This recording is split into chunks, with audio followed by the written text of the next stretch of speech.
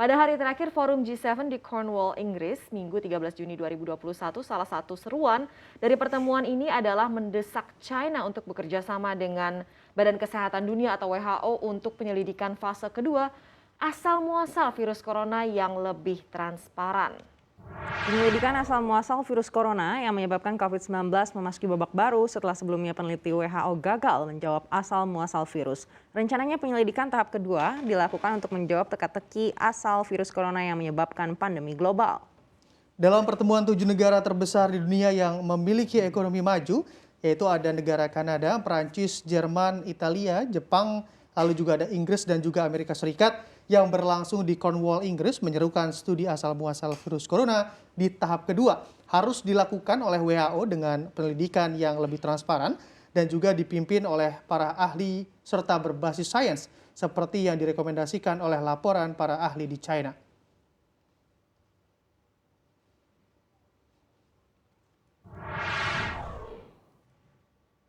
Ya memang sebelumnya dalam sebuah laporan diperkirakan Wuhan itu bukan menjadi tempat asal virus COVID-19, melainkan dari sebuah tambang di Moqiang, barat daya China atau sekitar 1.500 km dari Wuhan. Dan sampai sekarang memang asal-muasal virus corona masih menjadi sebuah misteri dan teka-teki yang belum terpecahkan. Bahkan juga dikabarkan ada 6 pekerja tambang yang pada tahun 2012 di Provinsi Yunnan mengalami sakit, tapi China tidak merilis seputar penyakit apa yang melanda para pekerja tambang ini dan tentunya didesak oleh pakar penyakit menular Amerika Serikat, Dr. Anthony Fauci, agar China mau lebih transparan. Ya, betul sekali Anneke, kalau kita lihat ataupun dapat dikatakan semakin tersudut gitu ya China, ibarat di ring tinju, China juga sedang terpojok dan juga diserang bertubi-tubi oleh negara lain. Nah ini dalam informasi yang diungkap oleh Fauci juga mengatakan kalau para pekerja tersebut berusia 30 hingga 63 tahun, di mana pada April 2012 dugaan para pekerja mengalami sakit, lalu setelah membersihkan kotoran kelelawar dari lapisan tembaga. Dan juga beberapa minggu kemudian, ke-6 pekerja tambang tersebut dirawat di rumah sakit di ibu kota provinsi Kunming dengan gejala batuk yang tak henti, lalu juga demam, nyeri kepala, dan juga nyeri dada, serta kesulitan bernafas. Nah ini dari gejalanya sih mirip-mirip gitu dengan gejala COVID-19. Iya Bram, tapi nih ya dari 6 orang pekerja tambang yang sakit pada tahun 2012 itu informasinya ini tidak dirilis secara transparan dan lebih rinci ternyata ya. Namun nama keluarga, usia dan catatan medis mereka ditulis dalam sebuah tesis di tahun 2013 oleh seorang mahasiswa pasca sarjana bernama Li Shu yang merupakan mahasiswa kedokteran Universitas Kunming. Sejak pertengahan tahun 2020, tesis pasca sarjana Li Shu diedarkan secara online dan menjadi bukti bahwa corona yang mirip dengan SARS-CoV-2 menginfeksi manusia sebenarnya sejak tahun 2012. Menjadi pertanyaan ya, kenapa di 2012 itu tidak menyebar sebesar sekarang begitu? Dan kira-kira apa ya hukumannya untuk negara yang mana memang apabila China terbukti begitu untuk... Apa motifnya gitu ya juga? Begitu sekali. Ya, sekarang kita ke informasi lain nih dari China, kita ke Arab Saudi yang mengumumkan aturan baru bagi warganya yang ingin berbelanja ke pusat perbelanjaan atau mall. Aturan di Arab Saudi ini melarang warga yang belum divaksin COVID-19 untuk masuk ke pusat perbelanjaan mulai 1 Agustus 2021. Menurut juru bicara Kementerian Perdagangan Arab Saudi Abdurrahman Al Hussein, vaksin setidaknya 1 dosis menjadi syarat mutlak untuk orang-orang bisa mengunjungi mall. Arab Saudi mengeluarkan kebijakan baru ini di mana ruang ganti pakaian diizinkan digunakan kembali dan layar sentuh diizinkan untuk menunjang toko. Proses desinfeksi juga harus dilakukan serta menjaga jarak juga harus diterapkan. Ada 4 hal yang menyebabkan keramaian yang masih dilarang, yaitu mengundang selebriti, melakukan peresmian secara besar-besaran untuk toko dan pasar, kompetisi komersial yang mengundang keramaian, serta meluncurkan produk atau layanan baru.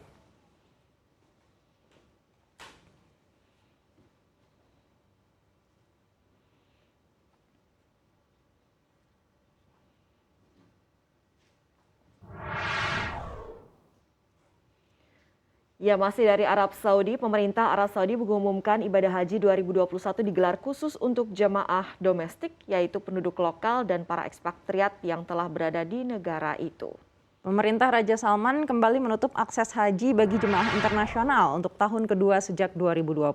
Pemerintah Arab Saudi beralasan tren penularan virus COVID-19 masih meningkat secara global. Kementerian Haji dan Umroh Arab Saudi menyebut kuota haji yang diberikan hanya 60.000 orang. Syarat haji kali ini adalah warga Arab Saudi yang sudah menerima suntikan dosis vaksin COVID-19 secara lengkap. Namun demikian, bagi warga Arab yang baru menerima suntikan pada dosis pertama dengan jangka waktu 14 hari tetap diperbolehkan.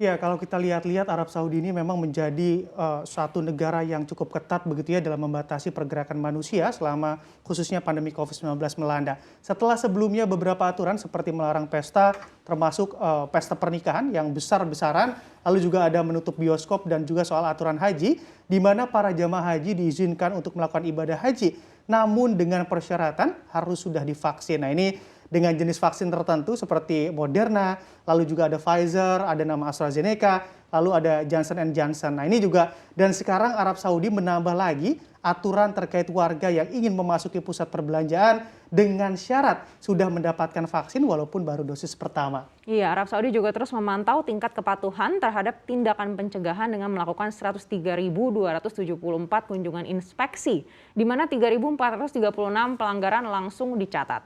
Kementerian Dalam Negeri Arab Saudi juga mewajibkan vaksinasi mulai tanggal 1 Agustus bagi orang-orang yang ingin menghadiri acara olahraga dan hiburan, termasuk juga dalam kegiatan budaya serta beraktivitas di perusahaan, baik swasta maupun publik. Iya, sebuah inisiatif dari pemerintah Arab Saudi ya untuk membatasi penyebaran COVID-19. Nah, pemerintah Arab Saudi sendiri sampai saat ini telah memberikan 15,7 juta dosis vaksin atau 23% dari populasi masyarakat di Arab Saudi. Tapi ingat ya, sudah divaksin bukan berarti kebal dari virus COVID-19. Ini ya. pengalaman pribadi ya. Betul, hanya saja mengurangi gejala kalaupun terinfeksi COVID-19 ya, sehingga gejalanya tidak parah.